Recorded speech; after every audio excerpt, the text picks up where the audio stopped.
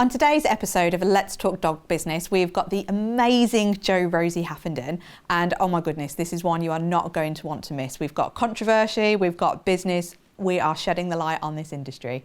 Hope you enjoy.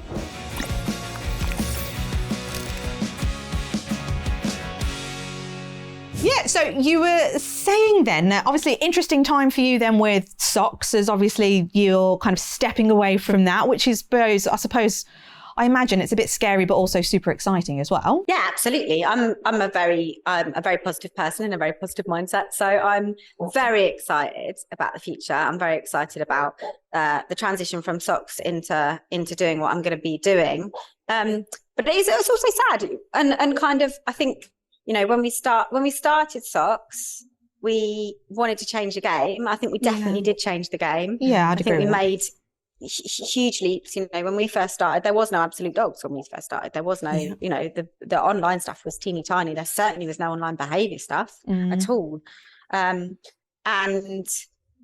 yeah, we did what we set out to do, which was to make a lot of money, which, you know, and anyone can look at Companies House and see that we have, and to change the game a little bit for dog trainers and allow for a lot more accessible education, which I think we definitely did as well. And I'm very proud of what we accomplished. But at the same time, these things happen. Life gives you lots of surprises, doesn't it? And it absolutely does. And sadly, you know, to be completely candid about it, when you go into business with your partner, you're always taking that massive risk. You're always taking that huge risk of, if it doesn't work out between you, then what happens? And at the time, you don't go into a relationship thinking it's going to break down, do you? So you go into it going, you know, we are strong as an ox. We've got a child. We've got a house. We've moved a country together. There's no way this is going to go wrong. Let's just go hell for leather. And so we hadn't really put in the things in place that we should have put in. And I'll never make that mistake again. And that's definitely advice that I'd give to anyone, that it doesn't matter if you're going into business with your best friend, or, you know, your boyfriend or your husband or your mother. You know, you need to have those contracts in place. You need to have an exit plan and a full plan set out at the beginning when things are really, really good. Because otherwise, when you do split up or, you know, whatever happens, then you have to go through that whole rigmarole, which is very, very stressful, of deciding who stays in the company, who leaves the company, how does that work? And so I wish we'd done all of that before, which we hadn't. But that said, I think all the parties are really happy with how we've left it. So yeah, lovely. No, I think there's actually some really good advice in that anyway, because obviously the purpose of this podcast and the way that we're trying to improve the industry is all about giving that information to people to go, you don't always see the behind the scenes stuff, do you? So regardless as to what business you're in, whether it's training, behavior, education, grooming, whatever it is, whatever somebody's putting on social media is typically always like the nice stuff. You don't get to see the kind of all the work that goes into the background. All the shit that goes on behind building the business. And I think it is really important. Yeah, but you know, I've thought a lot about this over the years. Obviously, I've got quite a big social media profile, and I'm always being stung on social media for controversy and all that kind of jazz. And so I've thought a lot about this, and I've gone in a circle with it. So for a long time, I agreed with what you're saying there. And I thought, you know what? Nobody puts up the shit. Nobody puts up the fact that sometimes you don't want to go to work in the morning. Nobody puts up the fact that, you know, there's contracts and boring stuff to go on. And they should, and everybody should see the real life. But then now I look at it and I think, nah, you know what? Like, social media should be, and I try very, very hard. I'm sure this will come up later down when we talk about it a bit more, but I try very, very, very hard to stay in a positive mindset with social media and have lots of boundaries in place and lots of routines and lots of rules that I've set for myself about social media to prevent it from becoming something negative in my life. And actually, I think the fact that we don't post the negative stuff on there is a good thing. Yeah. Because you know, you don't need to sit there and scroll through reels of of negativity, No.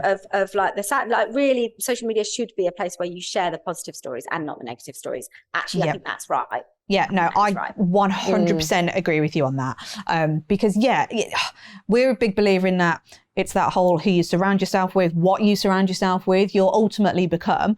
And we tie because we're scrolling in these Facebook groups because, again, it's our mission to really try and help people. But it is hard, isn't it, when you're always just seeing, oh, this is difficult, this is difficult, this is difficult. And it's all this bitching and moaning. It's kind of that victim mentality a lot of the time with any dog professionals, isn't it? They're like, oh, I can't do this, or I can't do that, or I haven't got enough money to do this, haven't got enough time. And it's like, well, you can make it. You can change that if you really wanted to. Do you know what I find really interesting? And this is an admission which isn't going to go down well, but you know me, I don't really care.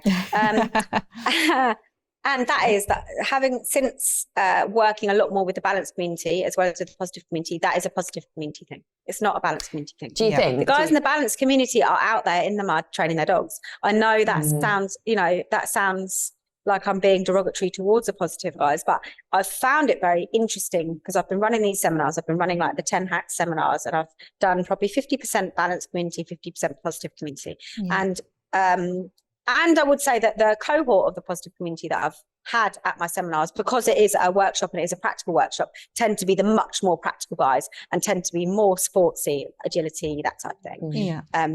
But I would 1,000% say, like without a shred of a doubt, if I was to go and if I wanted to put up a team of practical dog trainers, those balance guys, they don't make any excuses. They don't care if it's raining. They don't care if it's outside. They don't care if there's no toilet. They don't care if their dog is, they don't care if their dog is going to find it difficult and they're going to have to work through different things. There are no excuses. There are no excuses that out there they're training. And I would say that it's become a real culture with a certain part of the positive community now where it appears, like you said, there's a very victim mentality. There's always an excuse not to do something. Why do you think that is then? I think it's a lack of skill, I think that that's something that I have to talk about, and I find it frustrating. Now, I'm not saying I think there's a lack of skill across the board in dog training, really, but I think certainly, I don't know when it started, but there at some point, and I can kind of remember when it was. I've been training for nearly 20 years now, and professionally, and I can kind of remember this kind of turnaround where stress became this real thing that we needed to avoid. When the dog showed us stress signals, we needed to avoid this. And at that point, there was this kind of merging between mild behavior cases and dog training. And there became this kind of real line drawn in the sand between trainers that would say, the dog is stressed, but I'm going to train them. And the ones that would say the dog is stressed and therefore he won't learn properly and I'm not going to train him. Now, of course, it's a gradient like all these things. And actually the skill in the job is to be able to say, I can see this dog is stressed, but I can still train him. Or I can see this dog is too stressed for me to train. And that's the skill. But there was the threshold for that has been pushed and pushed and pushed. Over the years, and suddenly if a dog is stressed, we have to give them the choice as to whether or not they train or not. Otherwise, you're not a positive trainer. And there became this real pushback, particularly on videos that were posted online, whereby, someone would post a video of themselves training a dog online, and then they'd have a absolute dialogue of people saying it licked its 1.37 seconds, it licked its lips and gave a whale eye. And then at 4.7 seconds, it pushed its ears back. And then at 7.9 seconds, it flagged its tail and moved backwards. And the stress became completely misrepresented as this thing that needed to be avoided, rather than, really when it comes to dog training, as far as I'm concerned, it's about recovery. So it's about whether or not the dog will recover and how quickly the dog will recover. And, you have certain dogs that recover very quickly, very well. You have certain dogs that don't recover very quickly and very well. And in those two examples, the dog that recovers well, you could push through lots of stress. The dog that doesn't recover well, you wouldn't put through stress, even though they would show you the same stress levels. But with that dog, you'd say, no, we're going to push through it. And that dog would say, no, you wouldn't. You don't get all that context in videos, but people became very quick to judge that. And I think that really spiraled. It was the time when Gushy Stewart released the backwork stuff, because there was this sudden Lily Chin, who's an illustrator. She became very fashionable. All of that happened at the time. You suddenly got these charts of dog stress responses. All of this kind of all happened at the same time. And everyone suddenly jumped on this thing of like, stress is bad. We need to avoid stress. The dog needs distance. We need to move away. We shouldn't be training dogs when they're stressed. And I think the positive community then took this spiral. They threw a lot of babies out with bathwaters, and they suddenly started to go, if the dog is in any way highly emotional, we shouldn't be training it. And I think as a result of that, then came the real extremists who believed that, who would then criticize everybody else if they posted videos of that. And that's where it all kind of became a wash. And then I think at the same time, the university industry, the dog behaviorist as a thing suddenly really grew, particularly in the UK. And as a result of that change in industry, we had a change of education system. And, you know, when I was starting out, you had Southampton, Lincoln had just started producing courses, but you had Southampton mainly in Hull that did the master's programs. And that was it. And then Edinburgh suddenly kicked up, and then Lincoln suddenly kicked up, and then a whole bunch of other universities suddenly kicked up these programs. And so then the academic side of animal behaviour just boomed. And then suddenly everyone was like, you have to have a degree, you have to have your university in order to call yourself a behaviourist. Everybody has to do that. So that I think then that contributed, because then people were spending the 3 or 4 years that they would have spent in industry were being spent in lecture halls.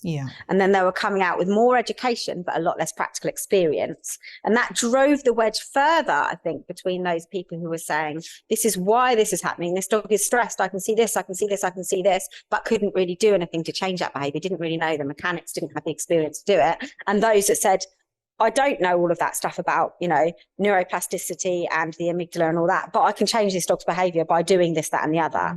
And I think that competitively, those things started to compete against one another rather than learn with each other and learn from each other.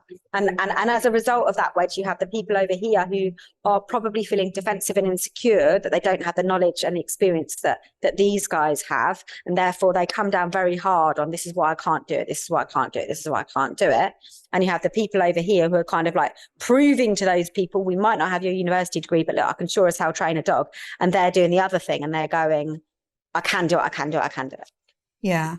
It's interesting, isn't it? And I suppose there's a lot of parallels in that with how I personally think people run their businesses and they run their lives.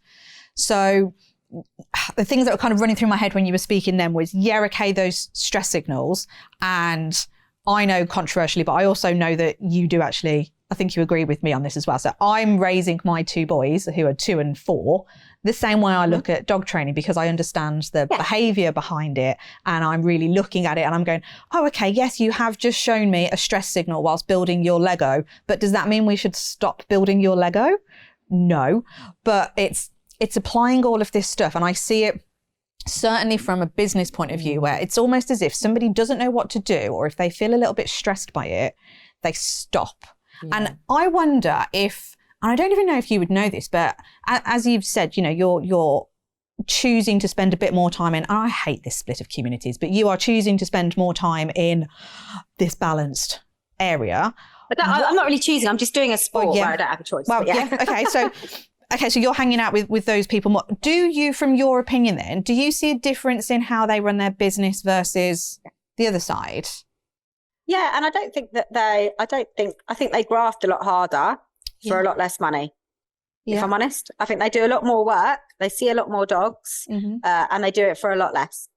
Yeah, and that's what that would be the main difference. But I would say they do it a lot less, probably a lot less formally, like the formal business side of things, in terms of, like, if I was to make a guess, again, I'm going to be slated for this, but if I was to make a guess, I would probably guess that a lot less of the balance guys are paying proper taxes, have got limited companies, are doing it like this, and a lot more of the positive guys are doing it by the book, you know, doing the business stuff by the book, as it has to be done in this country. But these guys are putting in a hell of a lot less hours actually training dogs. Yeah. And this might sound controversial as well, but that's what we're we're here all about. That's what we're here for. Do you think the balance guys then are almost having to go against that judgment, and that's kind of where that drive comes from? Yeah. And also, do you think that they put themselves in, this whole, because a lot of what we're going to sort of cover and talk about and kind of push is that dog trainers are very led, or dog professionals, very led by what others do and the offerings of what others do. And they feel like they can't do any more than that or anything different from that. Do you feel like the balance community are more like advocates for what the owners need, what the dogs need, and they will just do what's according to that? Or do they feel the pressure of offering what others offer as well? I think it's the same. I just think it's slightly different cultures. I think it's the same. I think dog training, if I'm honest, dog training, I think, is incredibly, business-wise, it's incredibly dated. It's incredibly dated. I think the way that it's presented, the way that it's done, all of it is so dated. It's like going back to an office in the 90s a lot of the time. I'm surprised we're not dealing with history forms by fax. Fax machines. I was just about to say that, But and I think that the whole of the industry needs a shake-up when it comes to this sort of thing. The whole of the industry does. Yeah. I do think that, yes, I think both are led by these standard protocols. I think these guys are led much more by, like, the positive type trainer are generally led a lot more by the protocols that have been stipulated by things like the ABTC, and those things have all been fed down over time, because you have highly qualified professionals who are generally, again, I'll get slated, but it's true, generally not very good at training dogs, but who are highly qualified and very academic, who argue a great point on Facebook why you shouldn't do X, Y, and Z, and why you should only train a crate like this, and you should only do this by this. And people are like, oh, I respect him because he's Dr. So-and-so, and now I feel like an idiot and I should only do it that way. And there's a lot of fear in the positive community, a lot of fear, right? I think in the balance community, you have kind of a different pressure, and that you have the pressure of time, because there is the use of aversives in there. I think that generally speaking, guys who are much further on this side tend to be a lot more pushed by time. So I need to be able to get this done quickly, because this is the type of trainers that we are, is that we fix quickly. Yeah. And therefore, I think that a lot of their protocols are designed as in a way that has to solve a problem as quickly as possible. And therefore, there are sort of traditional ways of doing things that they nearly all do. As a result, and again, the offering is the same. So how can you offer, if you've got Jim down the road who's offering one-to-ones at 40 quid, I need to be offering my one-to-ones at 40 quid, because how can I compare to him? And if a one-to-one is an hour, then a one-to-one is an hour. If a class is an hour, then a class is an hour. If I do a residential package, which is $2,000 for a month, then a residential package is $2,000 for the month. Like, and I can't, people, in terms of pricing, in terms of the time structure, in terms of all that stuff, nobody in either camp really thinks outside of the box.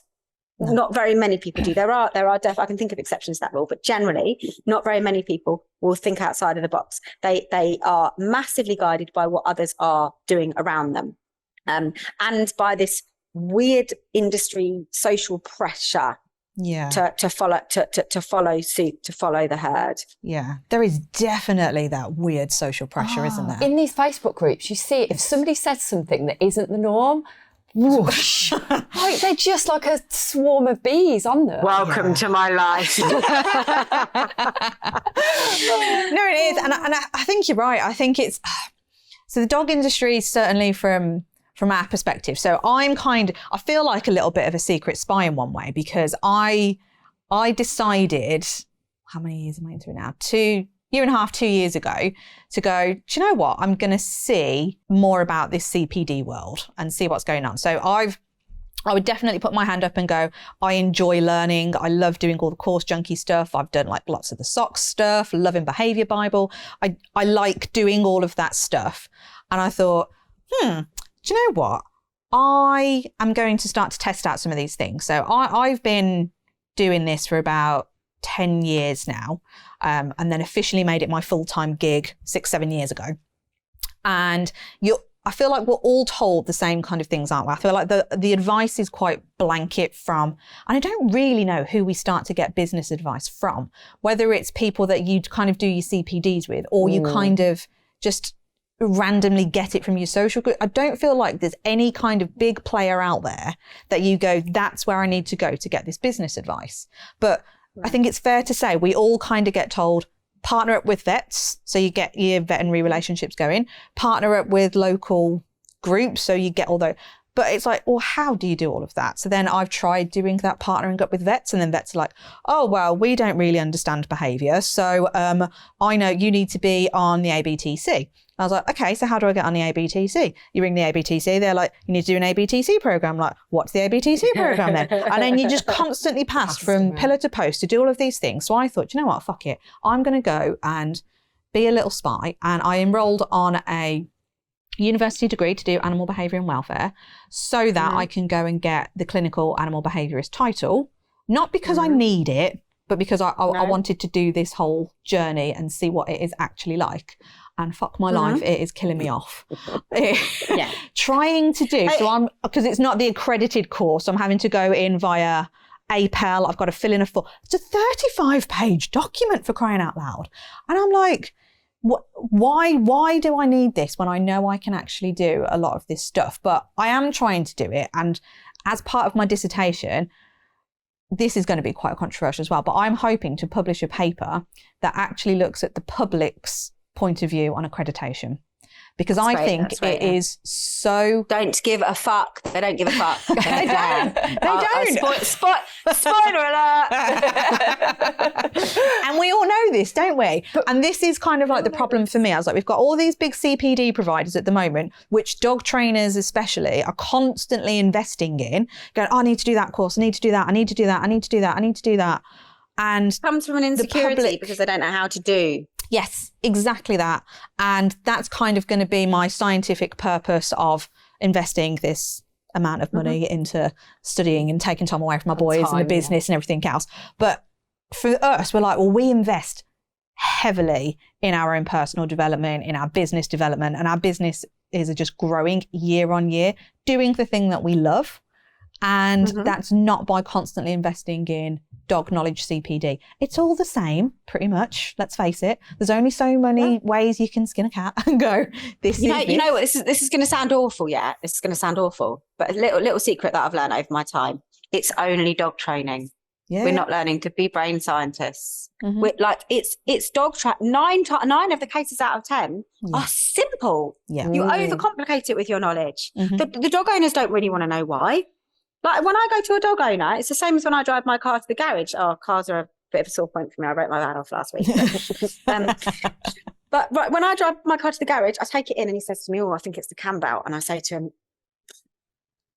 in my mind, that's a sushi belt that goes around where I take food off of, but that's inside the car and gives it fuel. Yeah? That's what the cam belt is to me. And I'm like, oh no, the cam belt stopped dropping all its food around. The car's going to be starving. That's why it's broken. I love that analogy. Wow, my husband's a mechanic. I'm going to tell him that. I don't care. I don't care how you fix it. I don't care what tools you. If he said to me, "Oi, come here," what? Come and have a look under the bonnet. I'll be like, no. Yeah. Like, no. Honestly, come and have a look. Right, you see that? I don't care. Like, no, sorry, mate. Give no shits. I don't care. Can you make it so that it's warm and that when I put the key in, it makes a noise again, and that I can go from this point to this point without putting too much fuel in it? That's what I want to know. Can I do that? Because if I do, then I love it. I love that car. I'll cuddle it. I'll take it to bed at night if I can. I love it. It's beautiful. If I can't, we're going to have an issue here. That's it. And I genuinely think, like, people say, yeah, but people do want to know why the dog is, because it's a sentient being. It's different from a car. Dog owners want their dog to be fixed. They want the behavior to change when it's a bad behavior, or they want the behavior to happen when it's just a behavior that's not happening.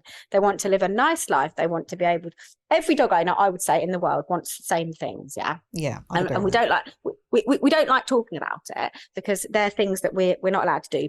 But secretly, especially the new generation of dog owners coming up now, all of them want the same thing. Ideally, in a perfect world, they want to be able to walk their dog through town on a really loose lead or even off lead if they can, right? That's what they want.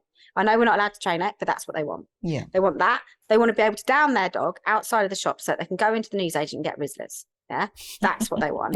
They want they do. They want their dog to be friendly enough to people to say that it approaches them and says hello, but doesn't jump up at them.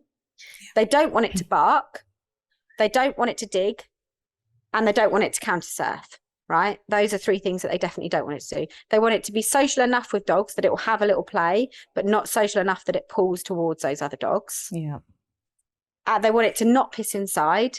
And they want to be able to go to the cafe or to the pub and be able to say, and to be able to not have to say anything, and for the dog to understand that in that context, it lies down under the table and doesn't make a sound.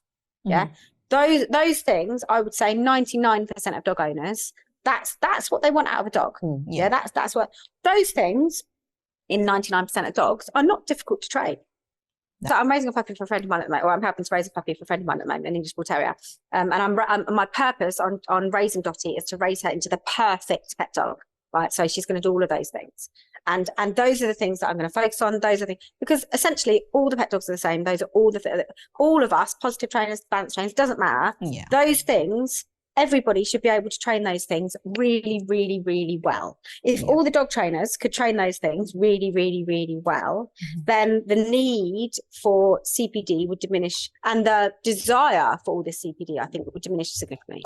Yeah. If I'm dead honest. No, and I think you're right. And I think it's, so well, we're a big believer in that. You kind of always play to your strengths. And again, I think this is where certainly in the training and behavior industry, and like who knows what to call yourselves nowadays. It's like, are you a behaviorist, are you a trainer, are you both, are you dog, whatever it is. But for me personally, I do have this genuine belief that a lot of people, regardless as to where they sit in whatever community, just as a nice general, we all love dogs, we all want to help people out. I think we all worry that there's not enough business out there for everybody to have. So we start to become this, almost like this general dog's body. And instead of actually looking at it from what do your clients want, what do the public want, and actually what are you good at in doing? So again, in my little like trial run, I decided to go, do you know what? I would put my hand up and say, I am not the best practical trainer out there. I know I'm not. There are much better people at it than me. But since I've immersed myself into academic world as my little spy thing, I'm going, do you know what? I'm pretty shit hot at all of the clever sounding stuff. So I'm going to change my business model to purposefully perceive, like from a public perception, that's what they're going to get from me. They think they're bringing in a psychologist to help them understand. And actually, it's worked really well for me because I've going, do you know what? I have actually been able to create a business for people that want to understand more about their dogs, and it's less about the doing. So I think that's absolutely fine. Yeah. I think as long as the client knows what they're getting, yeah, I don't exactly. see a problem with that. If the client says, I want to know why my dog is doing this, they come to you. And you can go in and you can say, I can tell you why your dog is doing this. Yep. If they want to change their dog's behaviour or they want dog training, then they go to a dog trainer. Yeah, exactly. And the people who are going to do best at that are the people who are best at dog training. Yeah, exactly. So it should be that way. And this is my biggest problem with regulation, and this is my biggest problem, particularly with institutions like the ABTC, is that there's no recognition of that. No, exactly that. And I think it's the thing that really frustrates the hell out of me as well, because whichever camp again you're in, it's almost driven top down, isn't it? It's like, you should have all of this stuff. And it's like, well, again, for what purpose if we're not looking at it from the public point of view? Like, what is it that the public want? What is it that your clients want? Because yes, okay, you can keep investing in all of these different things, get all these badges, get all of these accreditations, but for what purpose if you don't know the type of business you want to be offering? So like I say, I purposely chose to offer that model to see if it worked. And I was like, well, of course I know it's going to work because I've targeted the audience. And it should be the same for anybody going into this industry. If you only want to work with puppies of a certain breed, go out and say that you are the specialist in that breed for that age. But for some reason, we see it all the time, don't we? I think everybody feels like you have to go in and go, do you know what? I can teach you separation anxiety. I can teach you down. I can do your training. Oh, that doesn't cover my bills enough. So now I've got to do walking. Now I've got to add in some, and it's suddenly you've got such a plethora of offers that I actually think it's quite confusing for the public. You know what's interesting is that it's one of those things that I've done it subconsciously over time. There was no conscious decision to do it, but subconsciously over time, I've changed. I don't ever call myself an animal behaviourist now. Like I've got a postgrad in animal behaviour, but I always call myself a dog trainer. I'm embarrassed by the title behaviourist. Interesting. I don't want to be a part of that. Yeah. Because to me, when someone tells me that they're an animal behaviourist, I think to myself, all right, so okay, let's see what you can do. That's my first thought is that it is like let's see if you can actually modify behavior. If you're an animal behaviorist, you should be able to modify behavior. Let me see if you can modify behavior, because 90% of the time when you call yourself an animal behaviorist, it's just code for I can't train a dog, I can't modify behavior. I can tell you why the dog's doing it, but that's where I end. And I think the problem is that there's a disproportionate. I think it's partly the fault of universities, and it's partly the fault of institutions like ABTC. But now there is a much larger cohort of like little scientists who are very good at science and very good at understanding, analysing papers, who are very good at analysing information, very good at looking at why dogs do things, and very good at coming up with reasons why we shouldn't train things, but that can't train a dog. And I think that there is a need for those people, but I think that the need for them is much, much, much, much smaller than the amount of them. And I think there is a massive need for dog trainers. Yeah. And I think that sadly, because those people, the people who are doing your job, aren't marketing themselves the way you're marketing yourself. They're marketing themselves as people who do modify and change behaviour. Yeah. And that do dog training. It means that it pulls down the standard of the whole industry, because the whole industry is then, and you know, the amount of dog owners I probably speak to 20 dog trainers a day, dog owners a day, or on average, like just responding to messages and things like that. And the sheer volume of them that have had to see 4 or 5 trainers before they found a trainer that can train their dog is mind blowing. Yeah, we have that. That's mind blowing. Yeah, no, I agree. And I think there's a lot of crossover here between the ability, like you say, of that person who they're going to, but then also the offering of that trainer. So I've known some amazing trainers in all walks of life, but because they haven't looked at themselves as a business owner and offered an actual service, and it's been very ad hoc, knowing what we know about human behavior, well, people they kind of like shop around a bit. So then you end up with, you're going to all of these different people. Whereas actually from a business point of view, if you was to offer a full service, however that looks, but package it up properly so that that person is buying the result, not just an hour of your time, I think that makes a huge difference. Yeah, I think there's so many models that are not utilized very well. Yeah, you know, like if like there are so many models. I think that we should be I think the marketing of what we do should be solution based. I know that people don't like that, because people say, well, you know, it shouldn't be about a fix it and what's fixing it for this dog and that dog. And I like, we do have to go into the house. We do have to establish goals. We do have to establish what are realistic goals for that dog and for that family, and et cetera, et cetera. I'm not, of course we have to do that. However, I do think that the whole marketing and the whole selling out should be what can I, you know, when you're selling to your client, what you need to offer is, what can I do for you? What can I do for you? And you need to make sure that you can do what you're saying that you can do for them. Yeah. And you need to, like, people put out these very, very generic businesses with these very generic offerings, when actually you'd be so much more sensible to have a look at what do I want my day to look like every day. When I wake up in the morning, I want to be passionate about what I'm doing, because that's how I'm going to be better at doing it. I want to enjoy what I'm doing, because that's how I'm going to be better at doing it. And I want to be good at what I'm doing, because that's, you know, that's the point of it. And therefore, I think that those questions need to be answered. People need to be thinking about that before they offer anything to their client, they need to have a real hard think about, what do I want to offer? What am I good at? What do I love? What do I want my day to look like? Okay, so now I know that. Now I can think, in putting all of those things together, what can I offer? What solutions can I offer for my clients? Now I market my business based on the solutions that I can offer for my client, doing the things that I want to do. Yeah. No, Yeah, absolutely. And I don't think anybody does that. I think instead people just go, dog training business, therefore I need either a barn or a field with a bunch of agility equipment in it. I need to be able to offer puppy classes, adolescent classes, adult classes, follow-on classes. I need to be offering one-to-one training, and then I need to be offering 2 to 3 hour behavior consultations. That's what people offer. And that standard dated package is also shit. Yeah.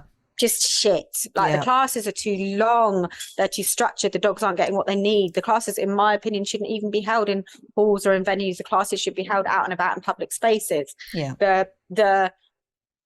The behavior consults don't have any follow-up, because people buy a consult at a time instead of a full package. And if you buy a consult at a time, then normally you go in, and the initial assessment should just be assessment. It should just be an hour of an assessment, and then a plan should be made, and a cost should be given to that plan, like getting a quote for getting a house built. Not it shouldn't be generic and cookie cutter. And then, you know, the one-to-one time, like an hour one-to-one is good if you're teaching the owner to train the dog, but that should be stipulated. Like, what does the owner want? Does the owner want to learn to train the dog? If the owner wants to learn to train the dog, in my first hour one-to-one with an owner wanting to learn to train a dog, I'm going to get Blake out. He's my schoolmaster. You're not even going to bring your dog. If I'm going to do one-to-ones with you and teach you how to train your dog, I'm going to start you off on a schoolmaster, teach you the mechanics, teach you to do it on a dog that already knows how to do it. Then we'll get your dog out and we'll start doing it. Yeah. Right. Nice. You know, but normally 9 times out of 10, they don't want to learn how to train their dog. They want their dog to be trained, in which case take the bloody dog, use the last 10 years of experience of learning the mechanics and doing all the CPD, train the dog for them and give it back, either on a residential or a take and train, or you're at work and I'm going to train your dog for you. There are so many ways to do this. There's so many really good ways to do this. Yeah. And they're just not being utilized because people, I think people are too scared. Yeah, I do. It does come from a place of fear, doesn't it? Like we talk a lot about coming back to the trainer versus behaviourist slant there. Like the report writing kind of, So I don't know how you feel about this. Well, I'm guessing I do know how you feel about this, but like... You can imagine. As someone with ADHD, you can imagine how I feel about report writing. Well, you know, this person comes in, they observe the dog, they write their observations on reams and reams and reams of, you know, pages, and the practical exercises are like that. Yeah. And there's the like rest is minuscule. this. And I just like, they don't need to know all of that stuff. They know what the behaviours their dogs are doing. They've like told you what they are and you've observed them. So why do we need to just labour on all of that? Why don't we just go bang, bang, bang, this is what you need to do? Yeah, yeah. Like, so it's really frustrating. This is a big part of like that behaviourist stuff that I am being told to do, which I don't do, by the way. Like, you need to get these reports to vets. And you speak to vets and like, we don't read them anyway. I was like, read them. What's the point in writing all this stuff then? That doesn't give a fuck. They don't care. They're like, am I putting this dog to sleep? No, good. Is it going to bite me? Probably. All right, muzzle it. That's it. Done. Job done. Yeah. I'm also a canine massage therapist and I have to do vet reports for that. And people spend hours on these vet reports and they don't read them. It's the same. It's so just all they want is really simple bullet points that they can just look at that dog's notes and go, this is the... Fridge. Yeah. Fridge, right? To me, I reckon instead of buying reams of paper and a printer, people should buy, you know, the white magnet boarding, right? They should just buy, a ton of sheets of that. Yeah. And a bunch of them pens, and that's the reports. That's what you write your reports on. Agreed. And that goes in the client's fridge. That's it. You don't have any. That's it. That goes in the client's fridge. Because you can count the amount of clients that are actually going to read that and actually going to, you know, understand it, take it in, apply it. They're just not going to. I actually did a fridge report yesterday. Even if they did read it, even if they did understand it, even if they did, like what? Then what? Yeah. So they've read it, they've read the report, and they've read, what difference has that made? What practical things do they need to do? That's all they need is do this, do the next thing, do the next thing. Yeah. But we know this about education as well. We know that reading a report is like, there's hardly anybody who can learn it in that way. You can sit down and read a report and learn it. Like that's just not, like, we know that people learn much better visually. People might learn significantly better when they're outside of their own environment with people. I know for a start that if I took my client for a coffee for 30 minutes and I told them the stuff that was going in that report, they would learn that better than if I wrote it down. Absolutely. So why aren't I doing that? Yeah. Because that's way more enjoyable. Yeah, that's exactly what I do. Sitting down in front of the computer, just go, right, I'm going to meet you for coffee at this address, and we're going to sit down and we're going to talk about what, like, the assessment and all that kind of stuff. Bring your pad if you want to make any notes. Done. Job done. Yep. And that's it. And I think this is where a lot of it, you see it all over social media, don't you? I think one of the big things that certainly in this profession, everybody is or either you see it at some point, they're going like, I've just fallen out of love with it. I don't enjoy it anymore. And I was like, well, yeah, because again, you're not make it boring for yourself. Yeah. It's like, you're not treating it like a business. Really, you're trying to do everything for everyone. You're not thinking about what the client wants. You're thinking about what your competitor's doing. And instead of actually, why don't you just start collaborating? It's certainly how like Vic and I met. And we were like, do you know what? How can we work together? And now we've got this amazing opportunity in front of us and we're rolling with it because we spoke to each other in the same territory. Yeah, but low tide, at least you're the same type of trainer. Like one of my best friends, Belle, who I love working with it. She's a balance trainer. So it's really hard because I'd like to, it makes it much harder just if you don't train the same way. You have to, it's a minefield out there. But I do also think, and I know that we're not going to talk about methods and stuff because I don't think it's conducive to anything particularly productive. But I do also think that behavior as a industry, the lack of, I think that we're taught very, very ineffective models for behavior change, if I'm honest. Not just ineffective, but boring and ineffective. So we're generally taught counter condition and desensitize everything. In different ways, like there's different structures, there's different marketing models for it. But it's all much of a muchness. It's all basically counter condition and desensitization in its various different forms, and not particularly effectively, way under threshold, right? And the problem with that, and I actually think this is what is responsible for a lot of the mental health issues in behaviourism industry and a lot of people dropping out and falling out of love with it, is because I think that we're taught, I think that there's kind of this idea that's pushed on us, which is if you are good enough at those, you will change behaviour. Yeah. Yep. If you're good enough at marking the dog and giving it distance when it gives appeasement gestures to the other dog, and getting closer and closer and closer and slowly habituating that dog and creating positive association between that dog and that dog, then that dog aggression will go away. And we're taught, but I feel like if I'm completely honest, which I have no reason not to be these days at all, is that if you've got a pink pen and we're taught if you colour hard enough with that pink pen, it's going to go blue. It's going to go blue. You're going to keep colouring it and it's going to go blue. And all these behaviourists are out there doing it. And they go, I've been training this dog for 6 months and I can only just about get it. And sometimes I get it in the room and it still barks at the other dogs and blah, blah, blah, blah, blah, blah, blah, blah. But they're thinking, but everybody's told me if I keep colouring with this, it's going to go blue, and it still hasn't gone blue. So I must just be really shit at colouring. Yeah. And behind the scenes, the vast majority of the people who are teaching that, they've got a blue pen and they're just going, get the blue pen. Yeah, I love it. It's so right though, isn't it? And they're like this. They're like, ta-da, look, there's there it is, it's blue. And I did that with pink. I did that with the pink pen. I just coloured hard enough and it went blue. And there you go, look, now my dog doesn't bark. Or now my dog isn't, now my dog is good around other dogs. And I'm like, did you though? Because I don't think you did use those methods. I think you used a whole bunch of other methods. I think you used a whole bunch of mechanical, different mechanics. I think that you used, I think you pushed your dog through a lot of stress. I've been with some of the most famous trainers, arguably via the figures, some of the most famous trainers in the world as positive trainers, whilst they've corrected their dog on a beach for chasing a seagull. I've sat next to trainers who are known for being incredibly positive, whilst they've shouted at their dog to shut up. I've gone, I've watched a trainer who gives workshops all the time about positive training, who uses a garrote on his own dog. And I think that there is this, for me, it's very, very frustrating, because I think when it comes to the use of aversives, there's a continuum. And I think there are so many things that need to be put into consideration, including like the robustness of the dog and the recovery rates of the dog, and what the dog finds aversive and what the dog doesn't find aversive. Yeah. Certainly verbal corrections is something that I'm incredibly comfortable using. I use verbal corrections with my own dogs. I'll say, oi, stop it. Stop being a complete twat. Mm-hmm. You're a prick. And my dog will go, oh, I'm sorry. And I'm like, yeah, thank you.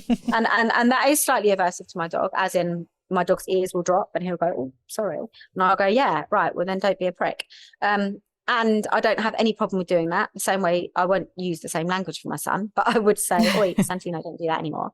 And I don't see any problem with that. And if he didn't find it aversive, then he would continue that behavior. So he must find it aversive because it stops him doing it. My change of behavior, my sudden change of behavior will tell him not to do it. If I'm working on a dog aggression case and I teach a dog really, really well-proofed constructive behavior that he can do around non-emotional triggers that he's happy with, and I take that dog to threshold for the first time and he reacts at the other dog, and I believe that reaction isn't based on fear but is based on habit and the fact that it's worked in the past, and so the dog's become a bit more offensive and a bit more bold in it. I have no problem saying to that dog, oi, no, and then immediately rewarding the dog for the right behavior again. Right.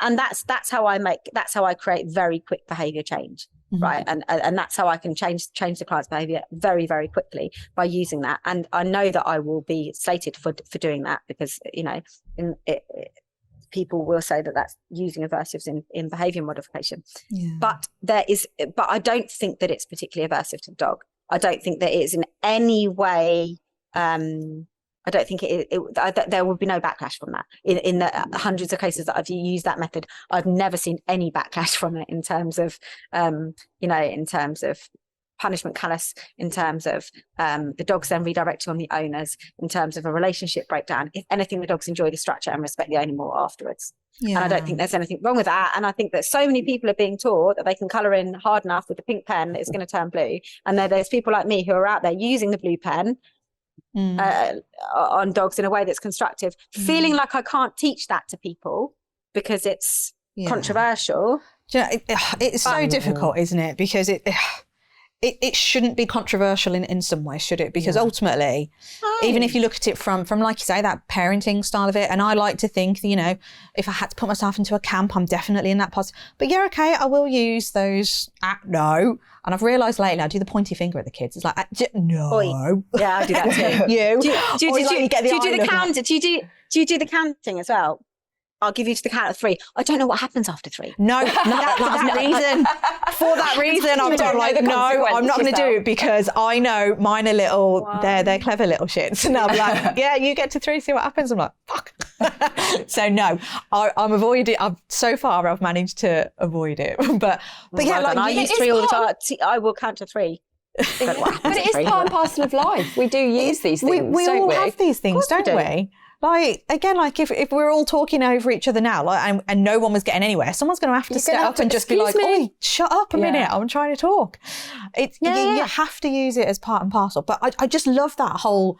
Yeah, you can keep trying that pink pen, keep trying it, which is what I see people do from that business point all the time. They're going, well, I'm just going to keep trying this. I'm just going to keep offering ad hoc sessions. If that's not working, I'm going to try another version of a pink pen and I'll put some walking in. And then that's not working, and then I'll put another version in. People will come eventually, is the kind of attitude, isn't it? Yeah. And I'm like, well, do you know what? It's clearly not working. And I had a very similar conversation to a training client yesterday. And he's the person, the owner, he's not changing his behavior. And I was like, you've got to change the formula. You know that Excel spreadsheet you're in all the time? You keep putting that same formula in, it's not going to give you a different answer. You've got to start changing you a little bit, change it slightly, and you'll get a different output. And it's the same with business. It's like, well, that's not working. So go and try something else. And I think for me, because my background is business, that is what infuriates me the most about this industry. It's where the hell do you go? So I've built my business and then your business and our business, and we've gone from not in our industry, we've had to go elsewhere to get it. Yeah. And that's what I think is missing, because then ultimately you've now got a plethora of all of these dog professionals doing the same thing, moaning about the same thing, feeling frustrated about the same things, falling out of love with the same things, but they're going to each other to get the support. And it's not, it's not just that as well. I think that there are enough people out there, particularly higher professionals, who are constructing reality where they're saying that the pink pen works. Mm-hmm. The pink pen works. And so there's a belief, there's a full-hearted belief the pink pen always works. And so the people who are out there grafting with the pink pen, not just methodologically, also, like you say, with business structure and with, everything really in the industry. They're using like this early 90s model, but for everything, in terms of everything. And then they're going, it's year 2024, but it's not working. But this lady says that it does work, and this lady, and she's really high up, and she's made loads of money from it, and she says it works, and therefore it must work. And so I'm going to keep trying and keep trying. And I think that is responsible for a lot of the imposter syndrome. I think it's responsible for a lot of the mental health. I think it's responsible for a lot of the burnout, because there's only so much. If you believe that it's possible to make a decent salary having constructed your business and having your communication protocols and all of that in a certain type of way, and you think that there are a lot of other people who are successfully doing that, and you think that it's possible to make all this behavior change and train all these dogs in this very particular way, and you think that everybody else is being very, very successful doing this, and then you're not, it makes you feel like shit. It's so true. It's so true. But the organisations are like, they're there as this, we look up to those organisations, don't we? Don't know why. Why do we? Anyone who says that's what we need to do? No, we don't. But you kind of take it's out there. I think we take bits out of it, but ultimately they're the ones that are driving this, and they're the ones that, like, the client-led focus comes from them. Like, it's the lack of client-led focus, comes from them as well, because it's not about them. It's not about the clients. So these organisations, they are like the gods of everything, aren't they? But they're not providing what we actually as dog trainers need. So I have a lot of problems. I have a lot of problems with this for all of the organisations. I think I can't think of an exception to this, which is, they are being ran by people who the last time they trained a dog was the 1940s, I think, most of them, right? And therefore, it's not surprising that the models that they're putting across are dated, right? And the vast majority of them are like, I want to say, this is an open invitation to anybody who works for any of those big institutions that run accreditation. Come to my house, right? I live in Cambridgeshire, got 4 dogs, come training. Let's have a look. Let's have a look at training. Let's have a look at whether or not you can train a dog, which ultimately is the entry level, is the bottom, the very bottom, the first things first, before you're educating people, before you're telling people what education they need in order to do that, in terms of, can you do it? Yeah. That's first things first, right? Can you train a dog? That's the first one. Because if you can't, then who are you to tell Joe over there what he needs to be able to do that? Yeah, precisely. Like full stop. Now, secondly, show me your protocols for a behaviour consultation. Let me go and grab your client. Let's have a little look at what you would do. What would you do? And would the client be happy with that? Yeah. And does it give effective modification and change in a sufficient amount of time that is ethical? Yeah. Right. Because I would argue that the vast majority of the people in that couldn't do any of that. Yeah. No, I agree. I actually had a conversation with do you know when I did my APDT assessment, they wouldn't let me in because my business model scared them. They were like, people want to pay you more than like £5 an hour. I was like, yeah, shock horror, they do. And they were like, and they just couldn't wrap their heads around it. And I was like, okay, then fine. So, and because I didn't meet the criteria that they wanted, which was essentially chucking a load of dogs in a room that didn't know each other, and they wanted me to fuss them all and interact with them. They all got to interact with each other. I was like, oh, sorry, I'm not going to do that. I don't know anybody here. I don't know this setup. I'm just not going to do it. And that's why they wouldn't let me in. And you didn't have a load of props either. And I didn't have a load of props. Oh, how dare you? Right. The thing is that it's very much, there's a mentality from that upper echelon up there. There's a real mentality of this is why you can't. And you get those builders that come into your house and you go, right, so what I want to do, right? You're going to hate this, but what I want to do is I want a window, and I want it to be the full height of the house, right? I want it to go from there. I want it to go all the way down. I know there's a floor in the middle, but I want it to go all the way down in the corner like this. And they go, yeah. Well, I tell you why you can't do that. Right. And there's that mentality instead of the mentality of when you occasionally get a builder who goes, oh, how can we do that? Yeah, love that. And it should always be, how can we? Love that. It shouldn't be, this is why we can't. Yeah. And unfortunately, you know, like I remember the first time that I postulated, or I said about doing, I said, right, we're changing. It's when I used to run my business, my consultation, my dog training business. And I remember saying to the staff, right, we're changing the classes. Yeah. And we're going to do, what we used to do is we used to do 6 weeks. 5 of the weeks were in a hall. 1 of the weeks was in a field as a recall thingy at the end, workshop. And then we used to do 3 additional sessions that the client could choose to book on, which were the venue-less sessions. So they'd do an urban one, a rural one, and a public transport one. And they could choose to do it, and they'd meet us in various places, and then we'd go and take the puppies out. Right. And I said, we're going to scrap the in the hall classes. Like, I think we should just run all of them out and about. I think we should be training the sits and the downs and the loose leads and all the stuff that we're training. I don't see the point of us training it in the hall. And the dogs, when I see them out and about, they're not really generalizing it. Yeah. It's such a specific training context. It's difficult for them to concentrate. It's difficult for them to do anything in really. Thank you. Can I see the menu as well, please? Yeah. So I said, like, we're going to do, and people hated it to start with, not the clients. The clients fucking loved it. The first problem I was met with, well, your insurance won't cover you. And I was like, no, the answer shouldn't be your insurance won't cover you.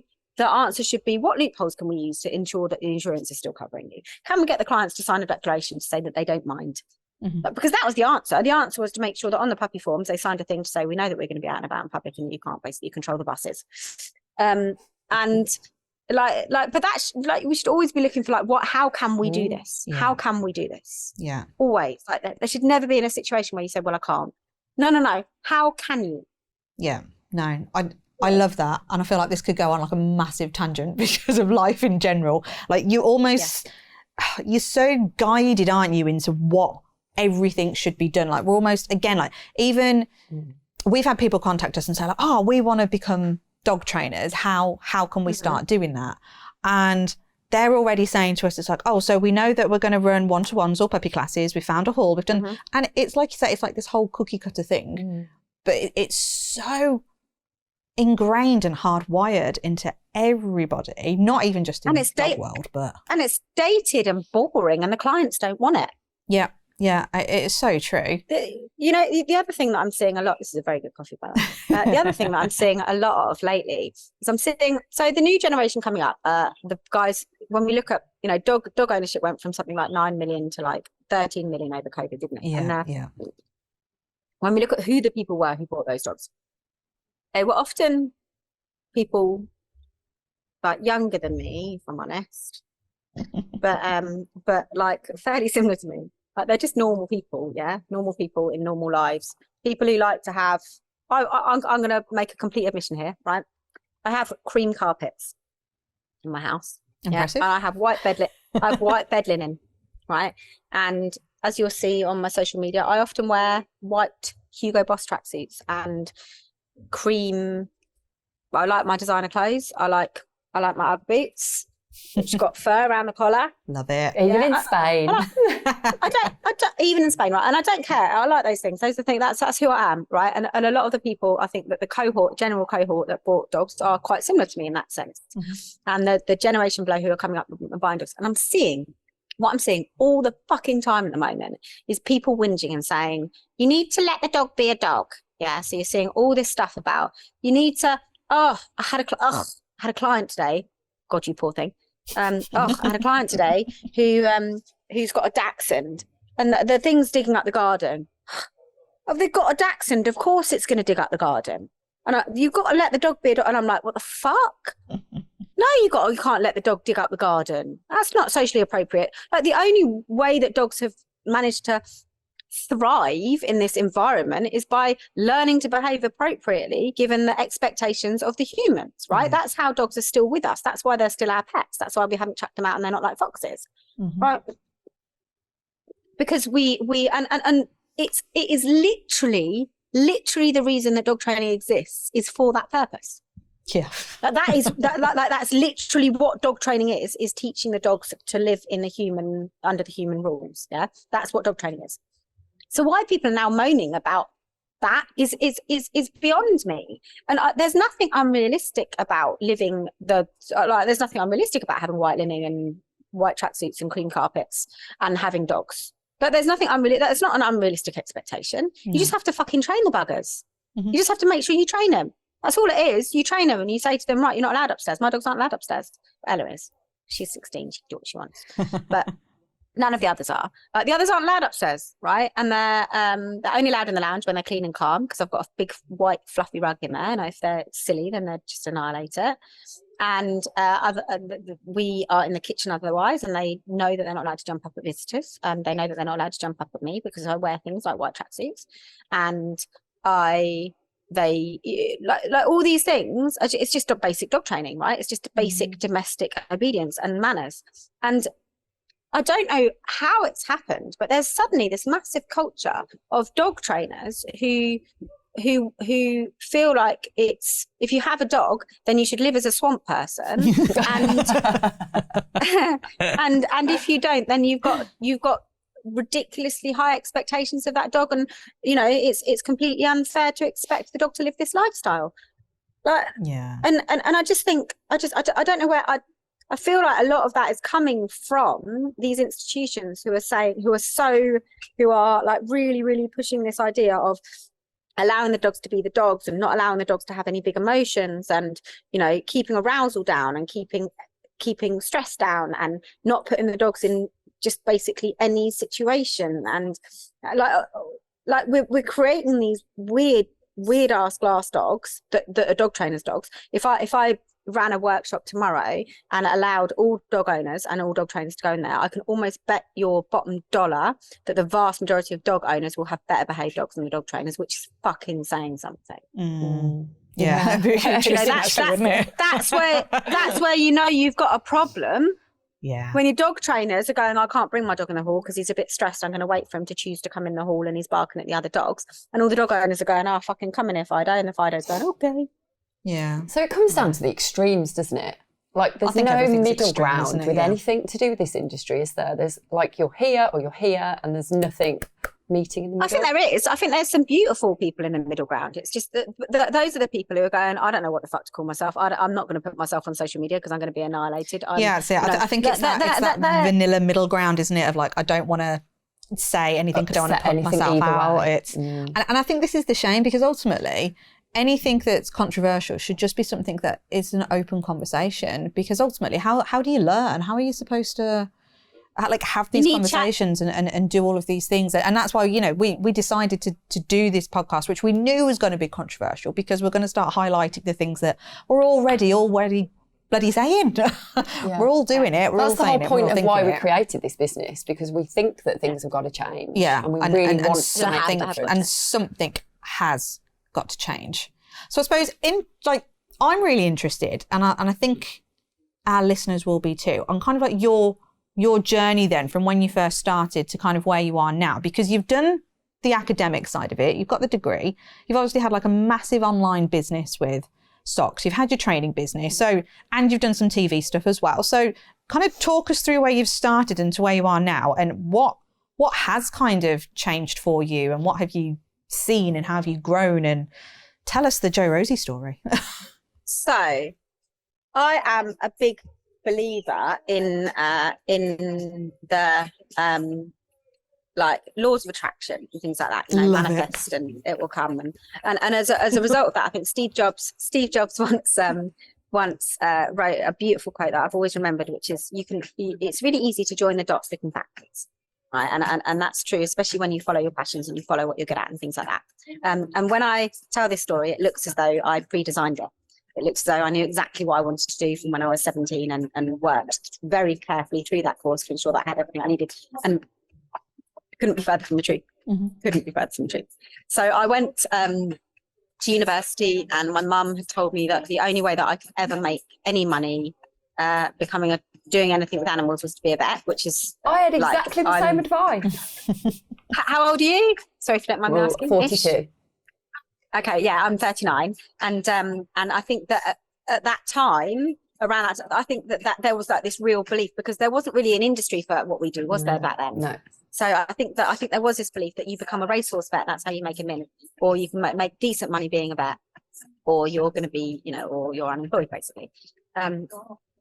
So that was the advice I was given when I did my work experience for my GCSEs. I then went on to university, and my mum gave me really, really good advice, the best advice I was ever given in my whole life, which is, if you follow what you're passionate about, then things will be all right. Like, basically, just keep following what you're passionate about. If you want to go the academic route, then get academic qualifications in what you're passionate about. If you want to go the experience route, then go and get experience in what you're passionate about. But just follow that, and it will lead you to doing something that you love. So that's what I did. And I really enjoyed psychology at A level. And I thought, well, I'm going to go and do human psychology. I like the idea of that. I broke up with my then boyfriend. I was going to take a year out, and then I broke up with my boyfriend, and I thought, no, I'm going to go to university, like that. So managed to get a place 3 clearing, went to uni, got an applied psychology degree in applied psychology and criminology, actually. But specialised in young mammals, and did my dissertation in secure attachment in young mammals. I got a first in my dissertation. If I'm honest, I experimented fairly heavily with drugs during university, but managed to get through anyway and got a 2-1. Impressive. And well, you said to be candid, so I thought I would be. And then after university, dabbled in various careers that we don't talk about, because they were all pretty illegal at the time. And then a year after that, didn't really know what to do. So I thought a friend of my dad's recommended that he said, you should do something digital, really. And so I started doing some work for a digital agency, just like basically writing. I've always been very good at writing. And so I was doing some like content writing for them. And then this job came up at the Blue Cross, which was writing like the behaviour advice and that sort of thing for and doing some of the like more digital marketing type stuff for the animal charity. And I was like, right, I'm dead into that. That's wicked. Like, I did my dissertation on young mammals. I've always wanted to work with animals. This could kind of like push together everything I do. Yeah. So I started working for them, and it was only maybe 2 weeks in. 2 weeks into that I had this brainwave, because I loved bully breeds, and we had loads of bully breeds in, and I was like, oh, I think we should do a campaign called Respectable, and we should be about educating the bully breed owners, because they're the owners that generally come in and blah blah blah blah. In order to do that, I had to go down to this strange place that I'd never heard of before, called the Behaviour Unit. And so I went down to Oxford. This is Burford. And I walked in there. A Burford, yeah. And I walked in there, and there was a lady called Claire Sallard and a guy called Ryan Neal. I know both of them. I used to work at the Blue Cross. Yeah.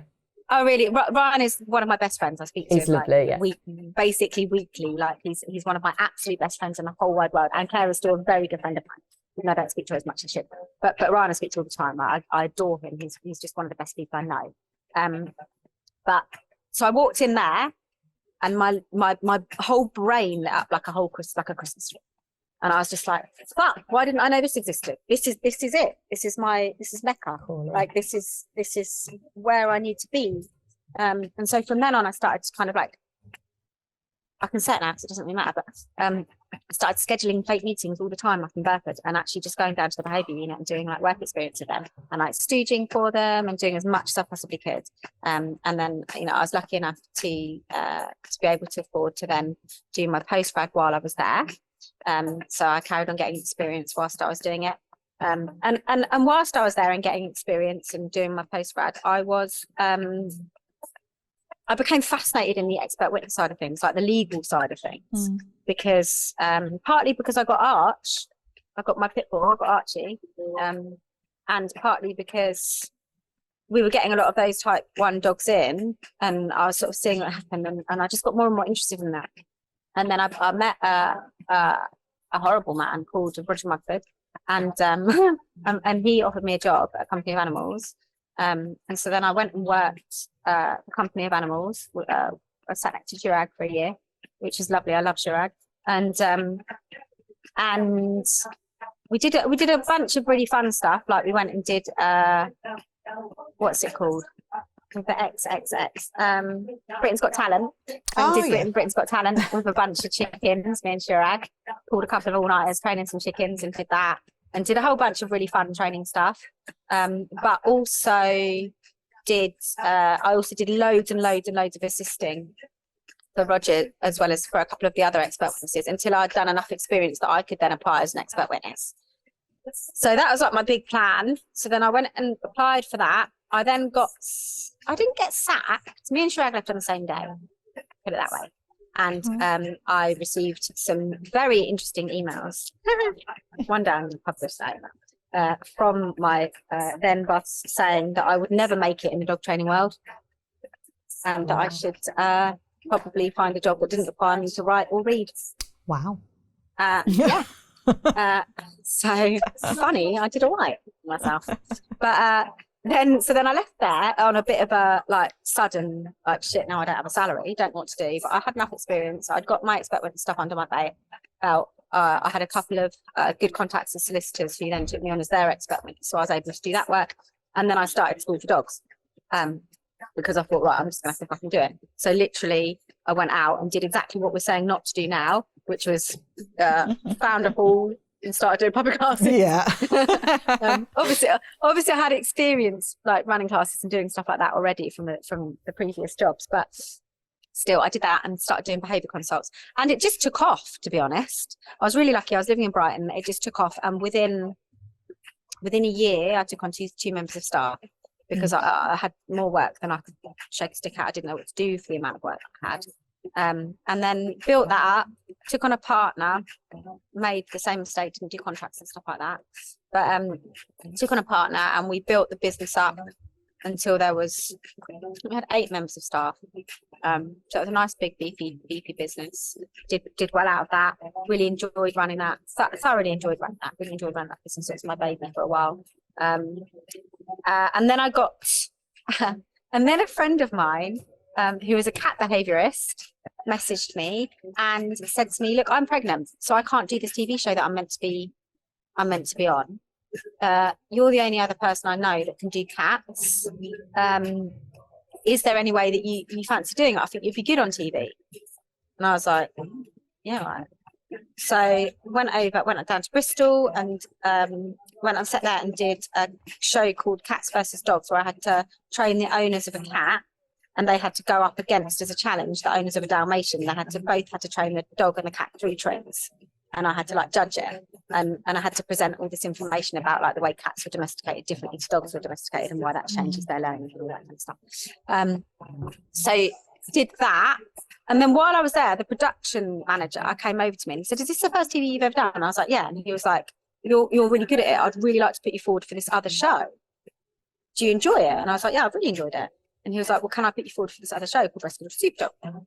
So then they put me forward for Rescue Dog Superdog. Like 2 days later, they came down and filmed a sizzle reel at the clinic. That I built a clinic for the old business. So then I got Rescue Dog Superdog, and that took me out on the road for about 6 months away from the business. So in the end, I gave the business to my then business partner. I was meant to sell it to her, but she stole it from me because I didn't make those contracts that we talked about that are so important. We'll not be making that mistake again. Yeah. And so then she took that,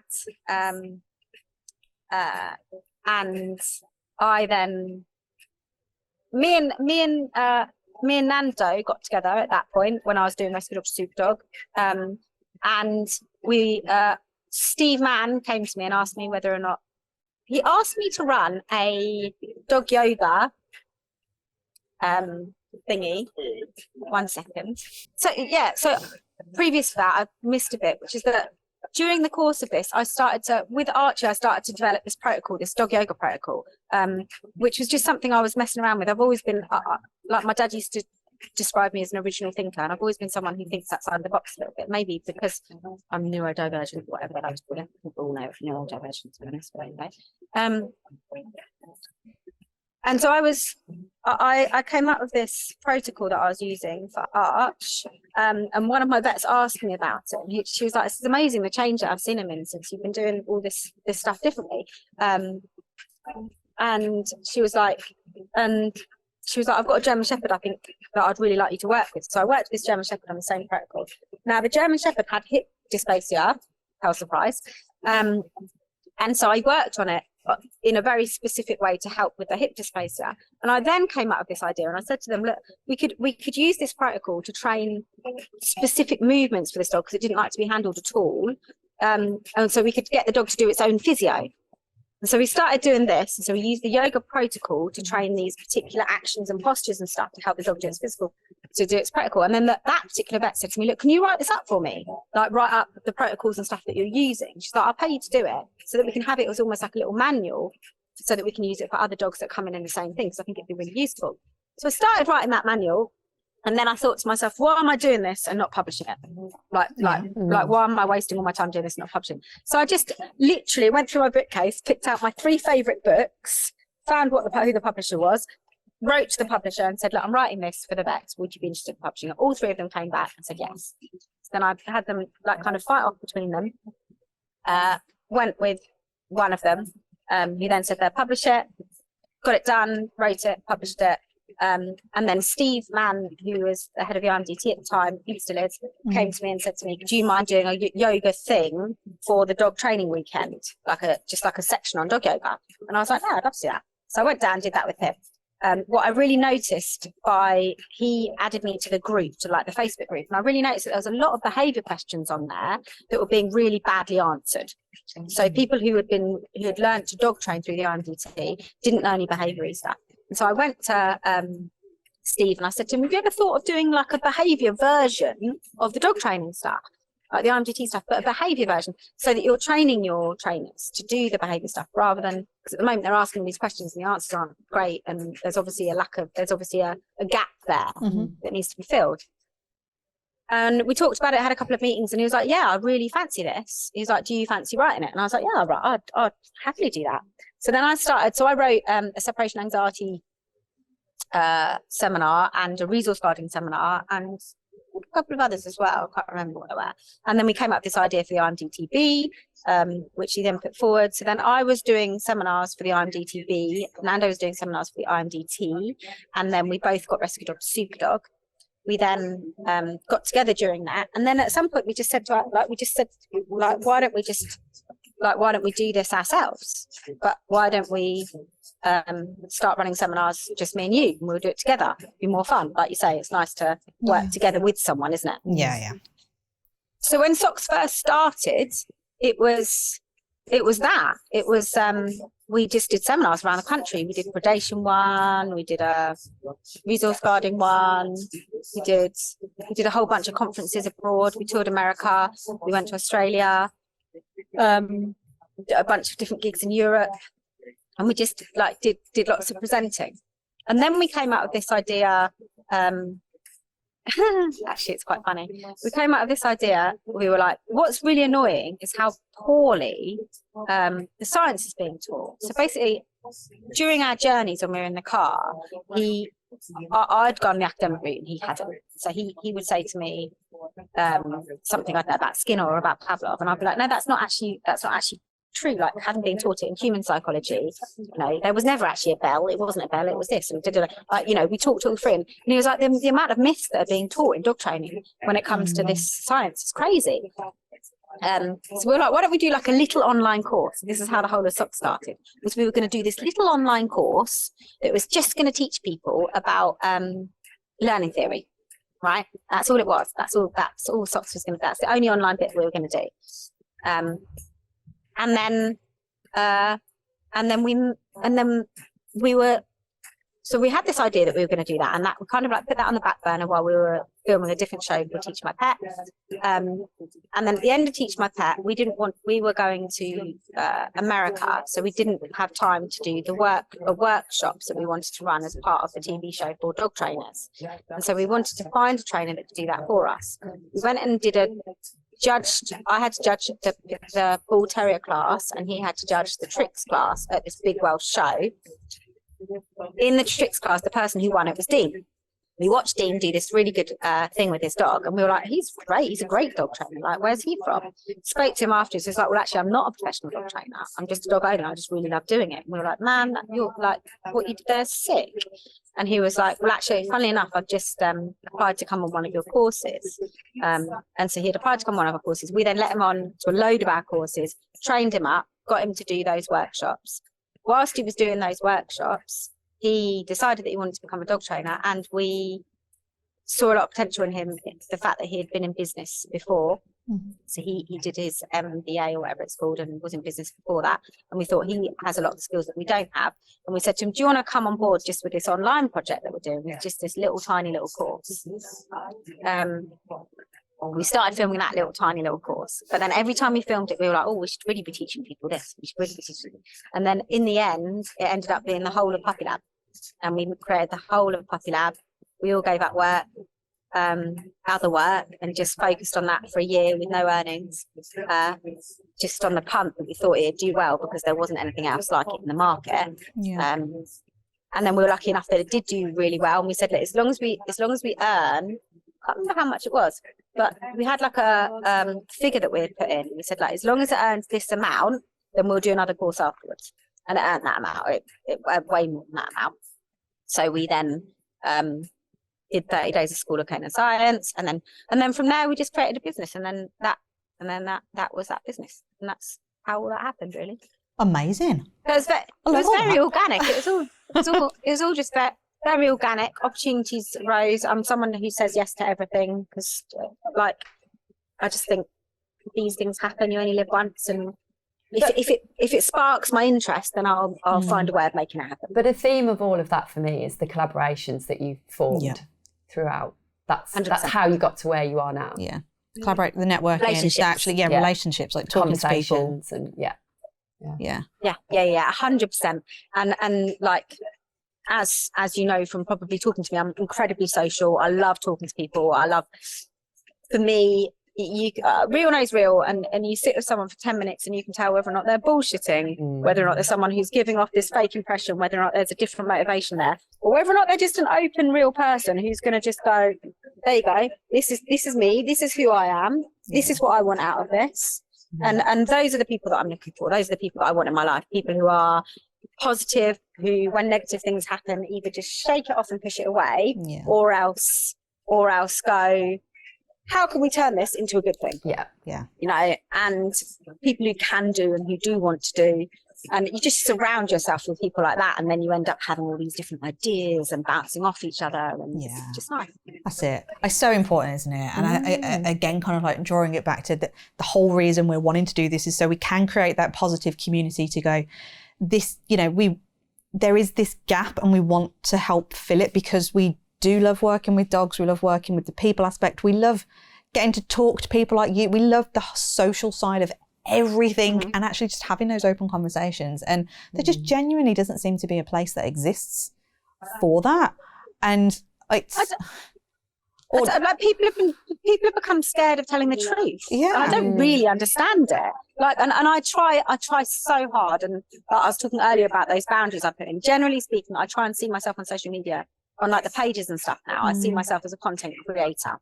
And it's not about engagement for me. If you look at the vast majority, like when I posted the reel of me and Belle Christmas shopping together with Carlos and Fiasco, and I got all that jip about her dog wearing a prom collar, I don't really engage in it anymore. I don't even read most of those comments, if I'm honest. Like, I'll get messages from friends with screenshots going, have you read what fucking so-and-so's just written about you? Like, you see it, and I'm just like, no, I just don't read it. I genuinely speaking, I really do live my life looking for things that I like. That's what I do.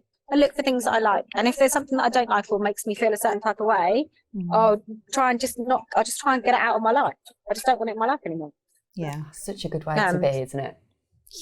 And I think you've got to see social media like that.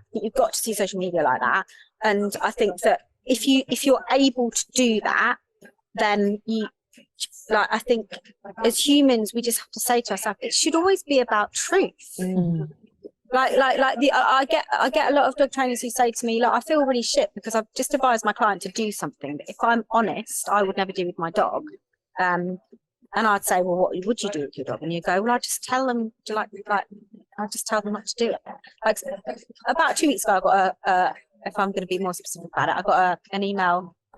It's a good example of this, of a trainer who said to me, I've got a client whose dog's counter surfs, and I've just put them on a differential reinforcement schedule of other behaviour. So they're using a treat and train, they've bought a treat and train, they're putting it in the kitchen, and they're doing it on time contingents, like you said. So they're doing like 30 seconds and then a minute. As long as the dog doesn't counter surf, it gets a treat. If it does counter surf, then it doesn't get a treat. And she said, but if I'm honest, I can see this is going to take weeks for the dog to realise what's going on. And I feel shit, she said, because I would never do that with my dogs. And I said, well, how did you fix your dogs when counter surfing? She said, I just got them by the collar when they did it and said, no, put them on the floor again. And I said, and why didn't you say that to your client? She said, because I feel like I'm not a positive trainer if I say that. And like, I'm like, people have got to stop being hung up, not just on the positive training thing, but just on any of these labels, any of these pressures to be a certain way, and just be honest. Yeah. Like above everything else, be yourself and be honest. Yeah. Love it. I think that's like, the best bit of advice anyone can give, actually. So with that then,